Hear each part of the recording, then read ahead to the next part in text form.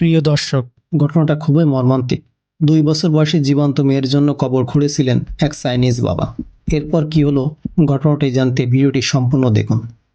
ঘটনাটা 2017 সালের চীনের সিচুয়ান প্রদেশের এক প্রত্যন্ত গ্রামের বাসিন্দা জং লিয়ান জানতে পারেন তার 2 বছর বয়সী মেয়ে গুরুতর থ্যালাসেমিয়া রোগে আক্রান্ত। মেয়েটির জীবন বাঁচাতে প্রয়োজন ছিল স্টেম সেল ট্রান্সপ্লান্ট, যার খরচ প্রায় 10 লক্ষ ইউয়ান, যা বাংলাদেশি টাকায় প্রায় 2.25 কোটি টাকা। জং লিয়াং ও তার স্ত্রী পরিবারের সমস্ত সঞ্চয় খরচ করে ফেলেন তার মেয়ের পিছনে, তবুও চিকিৎসার ব্যয় বহন করার মতো সামর্থ্য তাদের ছিল না। হতাশায় ভেঙে শেষমেশ জং লিয়াং নিজের হাতে মেয়ের জন্য একটু কবর খুঁড়েছিলেন।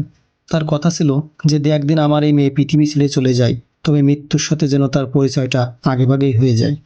তিনি প্রতিদিনই সেই কবরের পাশে মেয়েকে নিয়ে সময় কাটাতেন, খেলতেন, গল্প করতেন, এমনকি সেখানে মাঝে মাঝে ঘুমাতেনও। হঠাৎ একদিন সেই দৃশ্যের ভিডিও ইন্টারনেটে ছড়িয়ে পড়ে। লাখো মানুষটা দেখে এবং আবেগে আপ্লুত হয়ে ওঠে। চীনের ক্লাউড ফান্ডিং প্ল্যাটফর্মগুলো 1 মাসেরও কম সময়ে চিকিৎসার পুরো খরচ তুলে দেন। এরপরে ডাক্তারের পরামর্শে ঝং লিয়াং দম্পতি পরে একটি কন্যা সন্তানের জন্ম দেন। সেই ছোট বোনের কর্ড ব্লাড দিয়েই বড় বোনের জীবন রক্ষা করা হয়। পরবর্তীতে এক ব্যবসায়ী তাদের সমস্ত চিকিৎসা ও পরবর্তী খরচ বহন করেন। অবশেষে সেই বড় মেয়ে সুস্থ হয়ে হাসপাতাল থেকে বাড়ি ফেরে। জং লিয়াং তখন মেয়েটির জন্য খোঁড়া সেই কবরটিতে মাটি ভরাট করে দেন আর তাতে সূর্যমুখের বীজ ছিটিয়ে দেন। এখানেই শেষ হয় ঘটনাটি। হতাশা থেকে আশার আলো হয়তো এভাবেই জ্বেলে ওঠে। তাই কখনো আশা হারাবেন না। আপনি চলুন আপনার নিজের গতিতে।